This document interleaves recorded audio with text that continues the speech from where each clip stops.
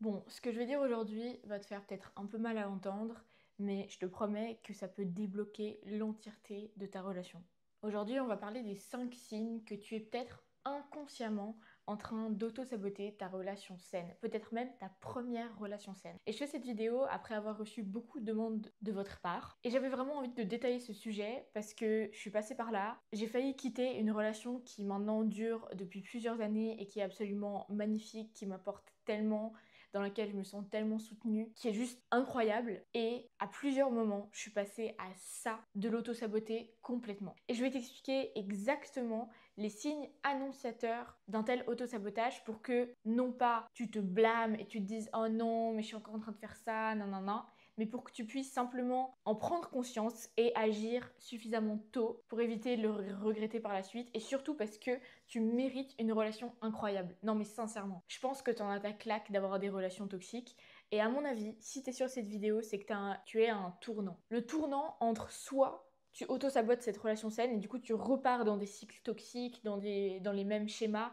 et je pense que ces schémas, t'en es consciente, tu les connais très bien, t'as même peut-être peur de les reproduire. Soit il y a une deuxième option, et c'est pour ça que je te dis que t'es à un tournant, c'est celle de prendre conscience de ces schémas, mais pas seulement de les connaître, mais d'agir dessus. Et de vraiment mettre en place certaines choses pour éviter d'auto-saboter une relation qui pourrait être absolument incroyable. Parce que sincèrement, c'est ce que tu mérites. Une relation de ouf, exceptionnelle, dont peut-être t'as jamais même osé rêver parce que tu disais que c'était impossible, où tu te sens soutenu, chéri, profondément comblé, où tu peux être 100% toi-même, où t'es plus en train de constamment penser, avoir ces mêmes pensées qui reviennent tout le temps, et une relation surtout qui te permette de te concentrer sur d'autres aspects de ta vie qui sont tout autant importants. Parce que les relations, c'est vraiment un point central. C'est-à-dire que ça peut soit te tirer vers le haut à un niveau absolument incroyable, et c'est ce que je suis en train de vivre maintenant, où toutes mes relations autour de moi, plus particulièrement ma relation romantique, me tire vers le haut et me soutient et me permet d'avoir de l'énergie à mettre dans d'autres de mes projets, notamment celui de vous faire des vidéos comme ça. Donc remerciez mon copain. Mais tes relations, si t'en prends pas soin, si t'y es pas attentive, et si tu te dis juste bah c'est comme ça, et puis voilà, de toute façon, je peux rien y faire, il veut pas changer, non non non, ça a aussi le pouvoir de tirer vers le bas. Et c'est pour ça que je parle des relations, c'est parce que ça a une importance absolument cruciale dans notre vie. Ça peut soit te donner énormément d'énergie, soit t'en prendre énormément, te drainer complètement. Et c'est pour ça que je trouve que c'est fondamental d'y prêter attention et de s'investir pour faire en sorte que ça aille mieux. Bref, on va plonger directement dans le vif du sujet. Mais avant qu'on commence, je veux juste te dire aussi que si à tout moment tu te sens pas bien, si tu sens que c'est trop pour toi et que c'est pas ce que tu as besoin d'entendre maintenant, c'est ok, sors de la vidéo, reviens à un autre moment ou reviens pas tout court. Le but, c'est pas que tu te sentes encore plus mal ou que ça te tire dans une spirale négative. Le but, c'est que ça te montre que c'est peut-être ce qui se passe et qu'il y a une solution à ça, et que du moment que tu vois ce qui se passe, c'est aussi beaucoup plus facile d'agir dessus. La conscience, c'est vraiment 50% du travail, et c'est ce que j'ai envie de te transmettre aujourd'hui. Mais si ça résonne pas avec toi, c'est 100% ok et tu as 100% le droit de quitter cette vidéo. Bref, donc les 5 signes que tu es peut-être en train d'inconsciemment, et c'est ça qui est le plus piège, c'est que c'est inconscient, d'auto-saboter ta relation, ta première relation saine. Et donc, je le redis encore une fois, c'est pas ta faute. Ces mécanismes d'auto-sabotage, c'est des mécanismes de protection. Parce que parfois, à cause de toutes les blessures qu'on a pu vivre ou que tu as pu vivre, on va développer justement ces mécanismes de défense qui en fait sont pas là pour nous nuire, mais pour nous protéger de se faire blesser encore une fois. Le problème, c'est que parfois, à un moment donné, on arrive à un stade où ces mécanismes de défense, ils nous desservent.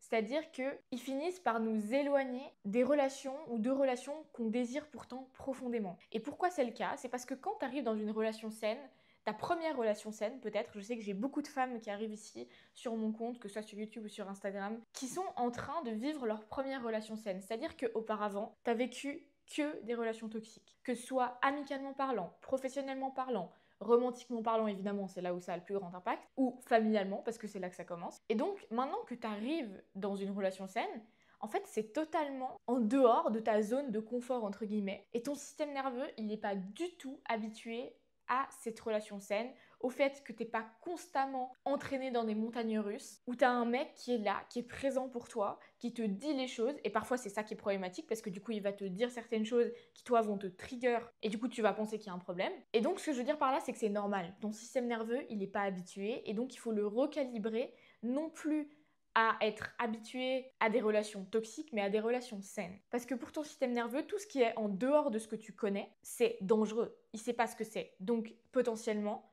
il voit ta relation saine comme quelque chose de dangereux et donc il va vouloir s'en éloigner, il va vouloir l'auto-saboter parce que c'est pas ce qu'il a l'habitude de connaître et de rencontrer. Donc voilà à quoi ça pourrait ressembler, cet auto-sabotage un peu déguisé. On va voir 5 points différents. Et si tu te reconnais dans un de ces 5 points, je te conseille vraiment soit de commenter dans lequel des points tu t'es reconnu, soit de m'écrire directement sur Instagram, c'est là que je vais pouvoir le plus t'aider de manière personnalisée. Le premier signe, c'est que tu doutes constamment de l'autre. Même quand finalement il a rien fait de mal ou rien qui puisse vraiment attirer ton attention de manière négative, tu vas un peu chercher finalement des signes cachés. Tu vas tout remettre en question. Tu vas te demander en fait si est-ce qu'il est vraiment sincère finalement ou est-ce qu'il essaie pas de faire le mec gentil pour ensuite réussir à m'avoir ou finalement est-ce que c'est pas peut-être trop beau pour être vrai simplement.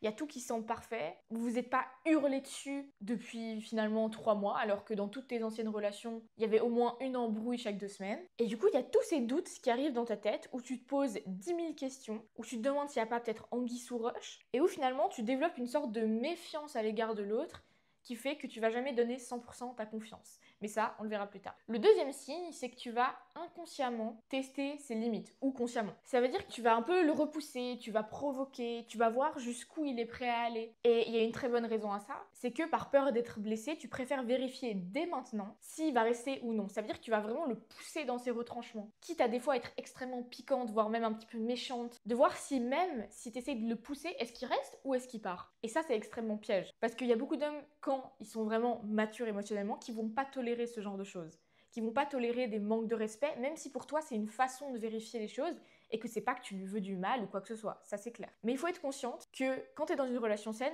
probablement la personne en face du coup est aussi saine, a fait peut-être un certain travail sur elle, a une certaine conscience d'elle-même, a une maturité émotionnelle et donc il y a des choses qu'elle va pas pouvoir tolérer. Et donc justement en essayant de le tester, peut-être que ça va se retourner à l'encontre de toi. Je dis pas ça négativement parlant, mais je dis juste ça parce que des fois, tu le fais même pas exprès, en fait, c'est naturel et c'est ton système qui essaye de jauger est-ce que cette relation, je peux y rester et est-ce que la personne va rester ou est-ce qu'elle va partir comme dans toutes mes anciennes relations. Et c'est normal. Par contre, ça peut l'auto-saboter. Le troisième signe, c'est que tu vas minimiser ce qu'il fait pour toi. Par exemple, quand il fait un effort, il prend une petite initiative, il essaye de te faire plaisir, mais bon, peut-être que c'est un peu maladroit parce qu'il te connaît pas encore beaucoup, il te fait un compliment. Et finalement, au lieu de l'apprécier, de le reconnaître et de lui dire merci beaucoup, ça me touche, j'apprécie. Tu te dis bah ouais c'est normal, enfin c'est le minimum en fait. Et du coup tu vas pas vraiment montrer d'appréciation, même si au fond bah t'es contente, ça te fait plaisir qu'on te complimente, ça te fait plaisir qu'on t'offre un petit truc, qu'on montre qu'on tient à toi. Mais en fait peut-être aussi qu'il y a tout un discours au-delà de ton expérience passée,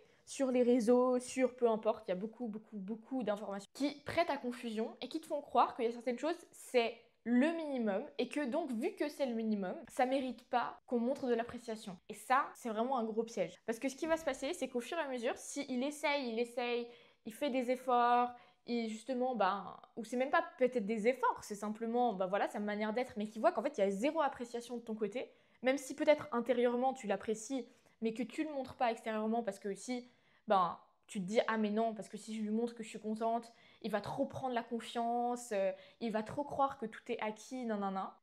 Comment te dire, chouchou, il va simplement arrêter d'essayer. Il va arrêter de le faire et donc petit à petit, après tu vas dire, ah mais pourquoi il le fait plus, c'est le minimum, nanana. Tu vas lui reprocher et tu le vois arriver, ça peut très vite spiraler vers le bas et c'est pas du tout ce qu'on veut. Donc ici, simplement, essaye de remarquer toutes les petites choses qu'il fait pour toi, tout ce que tu apprécies, tout ce que finalement t'as aussi peut-être espéré ou dont t'as rêvé et qui maintenant sont dans ta vie, dans ta relation, et du coup de pas le prendre simplement comme le minimum, même si peut-être c'est pour toi c'est le minimum et donc tant mieux. Franchement, moi je suis 100% d'accord avec le fait d'avoir des standards assez élevés et de pas accepter juste rien. Mais par contre, il faut aussi montrer l'appréciation quand c'est fait. Parce que tout simplement, on est des humains. Toi aussi, quand tu fais un effort, quand tu complimentes quelqu'un, t'as envie qu'on te remercie. Pas parce que c'est un truc énorme que t'as fait, mais simplement parce que ça fait plaisir. et ça te donne envie de recommencer. Donc prête attention un peu à toutes les petites choses qu'il fait pour toi, les attentions, et vraiment de lui montrer que t'apprécies vraiment ça et que t'es reconnaissante de ça. Ça veut pas dire qu'il va prendre la confiance, ça veut pas dire que du coup il va penser que tout est acquis, il va plus le faire. Au contraire. Le quatrième signe que tu es peut-être en train d'inconsciemment auto-saboter ta relation saine, c'est que tu t'attends au pire. C'est-à-dire tu te fais toujours le pire scénario dans ta tête. Tu te dis que ça va forcément mal finir. Tu te demandes même en fait quand est-ce que ça va finir, ou quand est-ce qu'il va te tromper, quand est-ce qu'il va te blesser, ou quand est-ce que finalement ça va plus marcher et vous allez devoir vous séparer. Et je le dis parce que personnellement, c'est quelque chose que j'ai beaucoup eu au début de ma relation saine, il y a quelques années, où en fait, je me disais, non mais à tout moment, ça va finir, donc il faut que j'anticipe ce moment-là. Et en fait, du coup, tu vis dans l'anticipation du pire, et tu profites même pas du moment présent, de ta relation présente, parce que oui, peut-être que ta relation, elle va finir au bout d'un moment. De toute façon, elle va finir. Je veux dire, on va tous mourir à la fin, donc c'est un peu glauque, mais dans le sens, finalement, t'as pas tort d'anticiper le pire. Parce que effectivement, ça peut arriver. Mais par contre, le problème, c'est quand ça t'empêche de vivre la relation là, maintenant. Moi, personnellement, un autre élément aussi qui m'a un peu posé problème et freiné au début de ma relation, c'est que je voulais tout planifier. C'est-à-dire, je voulais imaginer exactement comment ça allait se passer. C'était une forme de contrôle, en fait, pour éviter que je me fasse blesser, pour avoir le sentiment que je maîtrise tout ce qui se passe.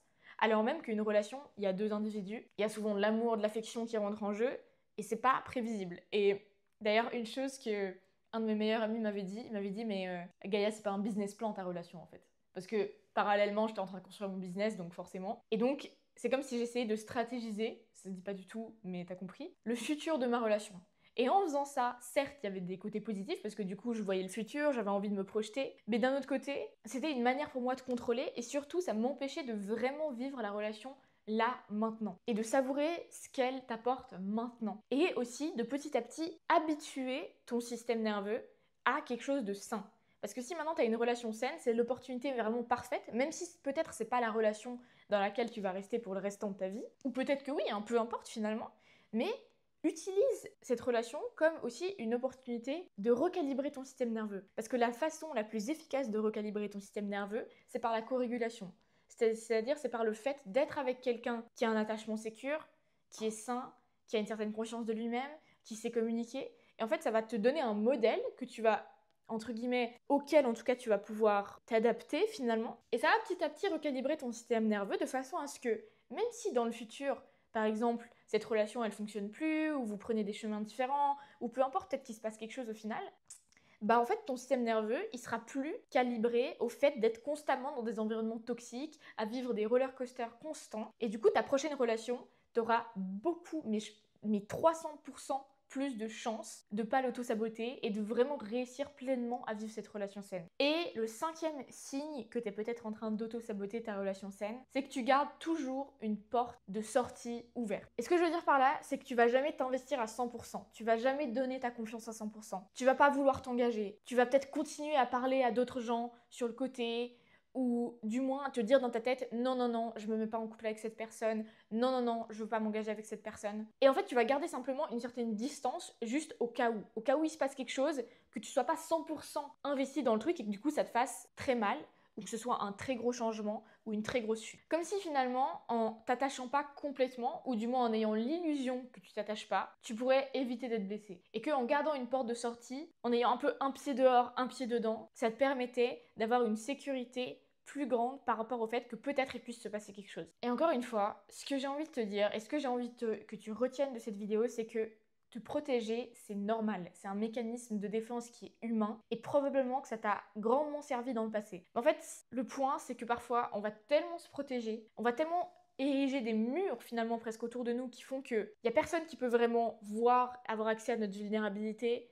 On va jamais exprimer vraiment ce qu'on veut. On va toujours garder une certaine façade, un certain masque même, jamais être vraiment nous-mêmes. Qu'on va se priver nous-mêmes en fait du bonheur normalement qu'on recherche, de la relation de rêve qu'on recherche, du sentiment d'être soutenu, d'être profondément aimé, respecté, chéri. Et donc c'est clairement contre-productif, ou du moins ça va à l'encontre de ce qu'on veut vraiment. On a deux parties de nous-mêmes qui sont en confrontation, et les deux finalement elles aspirent à la même chose.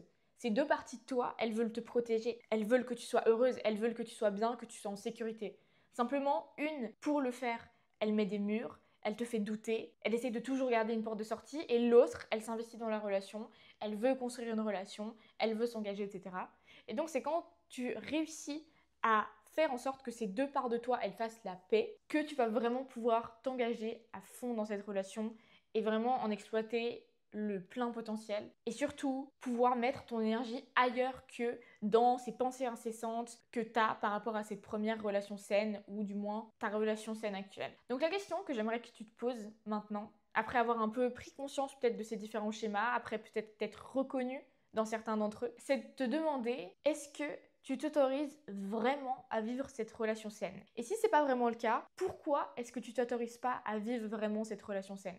Ou une relation saine finalement. Parce que peut-être que tu écoutes cette vidéo et que tu dis oui mais moi actuellement j'ai pas de relation saine. Très bien. Mais peut-être que si tu tombes sur cette vidéo c'est pas pour rien et que c'est qu'elle arrive ta relation saine. Et donc c'est d'anticiper aussi même, pas forcément dans tes relations romantiques, mais peut-être dans tes relations amicales, dans certaines de tes relations familiales qui sont peut-être en train de se transformer, mais dans lesquelles tu gardes toujours une certaine méfiance et peut-être que c'est totalement nécessaire encore. Je dis pas le contraire, il y a certaines relations qui vont pas forcément changer. Mais il y a certaines relations aussi qui évoluent. Je pense par exemple à ma relation avec mon frère qui était un peu catastrophique et qui, en l'espace de quelques mois, a commencé à évoluer.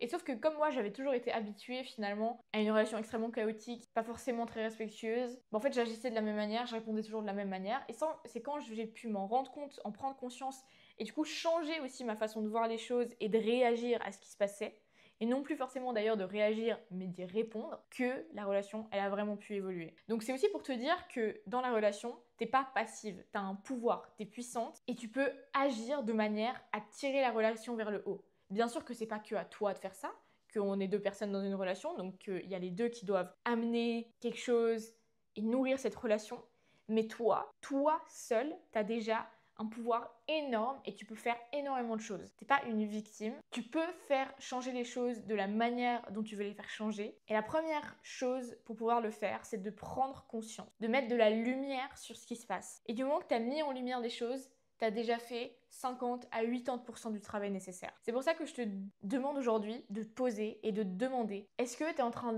d'auto-saboter ta relation sans même t'en rendre compte?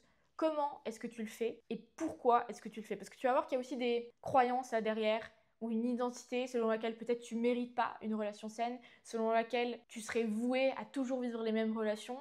Et ça peut être des croyances aussi que tu as. Et du moment que tu les identifies, comme je l'ai dit, tu as fait une partie du travail déjà qui est gigantesque. Et si tu veux continuer ce travail-là, je t'invite à venir m'écrire directement sur Instagram. J'ai créé une méthode qui te permet justement de contrer cet auto-sabotage et de pouvoir recalibrer ton système nerveux à des relations saines pour pouvoir vraiment enfin sortir de ce cycle infernal de relations toxiques après relations toxiques. Encore une fois, même pas forcément que romantique, ça peut être aussi amical, professionnel, familial, peu importe. Et donc si tu es fatigué vraiment, que tu as peur de reproduire les mêmes schémas et que tu te rends compte que peut-être actuellement tu es en train d'auto-saboter littéralement une relation saine, ta première relation saine, ou que tu veux apprendre comment est-ce que tu peux exploiter le plein potentiel de ta relation saine actuelle, écris-moi parce que j'ai exactement ce qu'il te faut et surtout, je suis passée par là donc je sais ce que c'est et je sais à quel point ça peut être incroyable et je sais surtout que tu mérites d'avoir des relations de ouf et pas de rester coincé dans des relations de merde. Donc, c'est le moment. Si tu as vu cette vidéo, c'est pas pour rien. Écris-moi et on en parle. Sur ce, je te dis à tout bientôt. Et d'ailleurs, si tu as aimé la vidéo, je te serais hyper reconnaissante de mettre un petit like, un petit commentaire et surtout de t'abonner parce que c'est la meilleure manière pour toi de pouvoir suivre le reste des vidéos et de pouvoir déjà faire un travail immense rien qu'avec ça. Je te fais plein de bisous et je te dis à bientôt.